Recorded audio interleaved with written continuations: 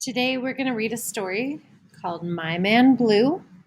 It's poems by Nikki Grimes and pictures by Jerome Lagarughe.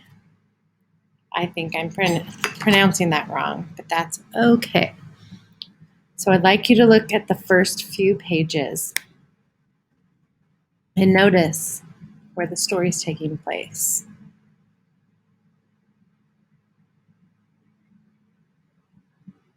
So this story takes place in a city, and this is very important to this book and plays a big role. Let's keep that in mind as we read My Man Blue, a story told in poems by Nikki Grimes and illustrated by Jerome Lagarrigue.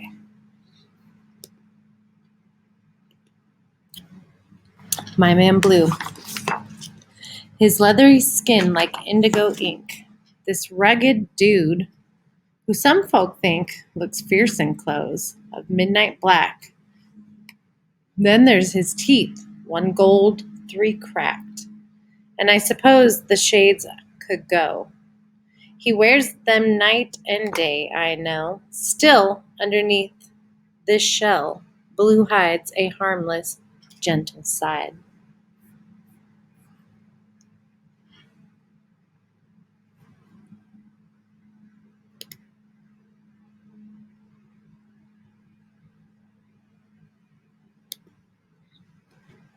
When we first met, my mom and me moved here without his help. So why's this blue guy gotta stop us on the street?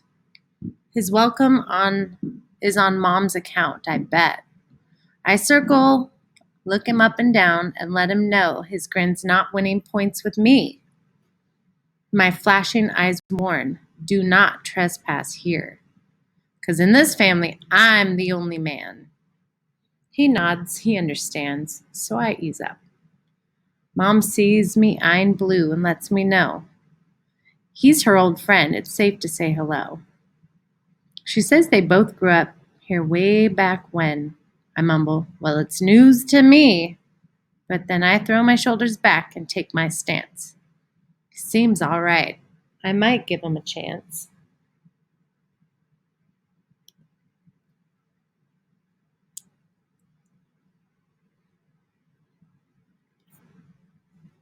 Second son. We're leaning on the stoop, see counting wedges of blue sky sandwiched in between the roofs and white clouds drifting by. Why'd you want my friendship, Blue? I blurt out there, and then I had a son named Zeke, Blue says. These streets became his friend. He needed me, but by the time I came, it was too late. He'd passed the point of trusting his old man to steer him straight. Your missing daddy also left a hole in you, says Blue. If friendship fills it, there's a less chance the streets will eat at you. That's cool, I say, all serious. But I can't take Zeke's place. I know, but your laugh sure helps conjure up his face.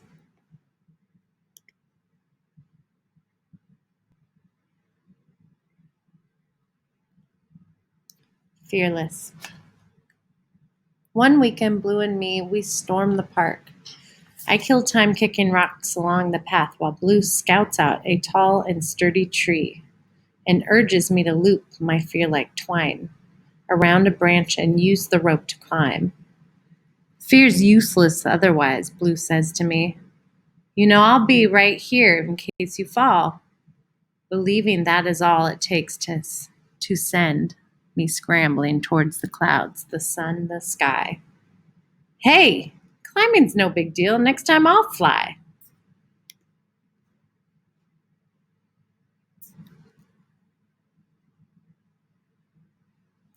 Grounded.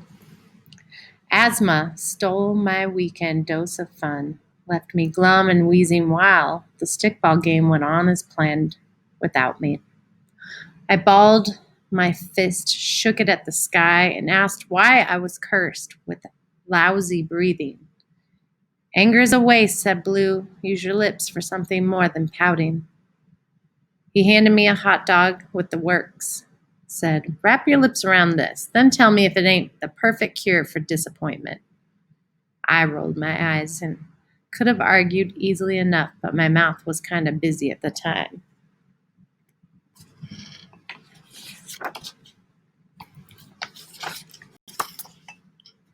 The Watcher.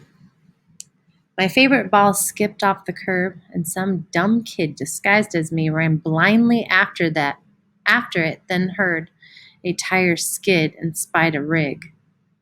My stubborn feet refused to fly, but Blue reached out and grabbed my belt and set me on the sidewalk while the rig reduced my ball to dust. Blue took my hand and marched me home, then disappeared without a word. At times, I think Blue's actually some gold-toothed angel guarding me.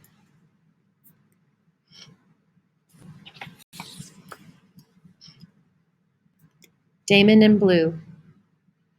Damon and Blue, just us two, cruising up the avenue. You strut, you glide, but mark our stride. Can't beat us when we're side by side.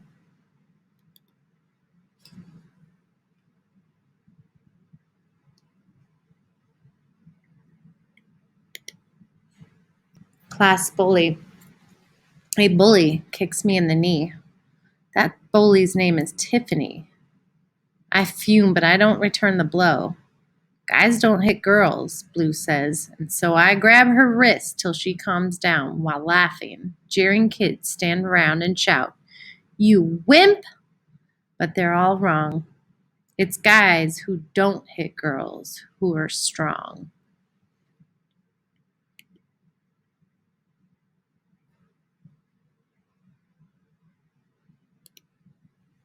His hands. His hands are rough sculpture of thick fingers and thumbs tipped with work-proud calluses. His badges of tough, honest labor down on the docks. His hands are strong stories. He tells them sometimes when I let him hold mine.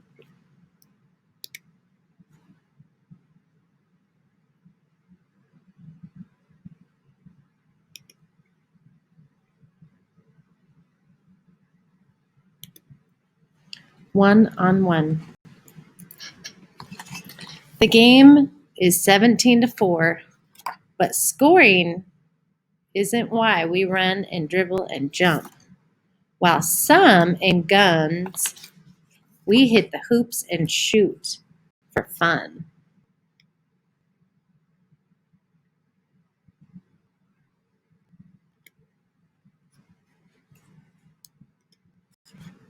My own man.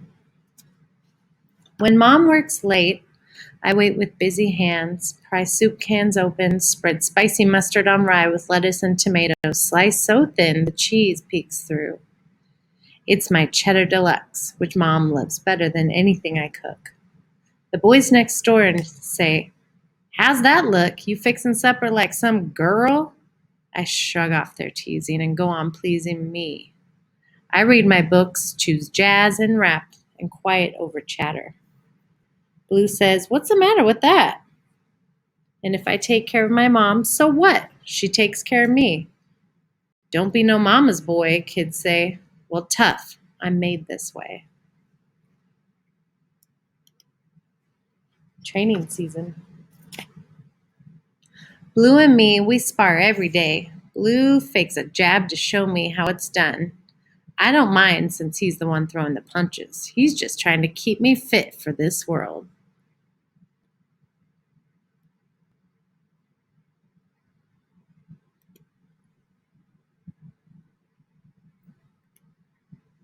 The plan. A boy got shot at school last month. My knees still knock at the memory. What makes somebody want to shoot to kill? It's hate, says Blue, and fear. One holds the gun while the other pulls the trigger. When you're bigger, you'll understand. Well, I don't plan on hating anyone, but fear's already scratching at my door, which means I got one down and one to go. So, Mr. Fear, if you're listening, you best be leaving now. Like Blue. One day, I'll be like Blue, not fierce, in black leather or built like a heavyweight boxing machine, But like that other blue I've seen, the one who says he cares and shows it, the one who flashes gold every time he smiles.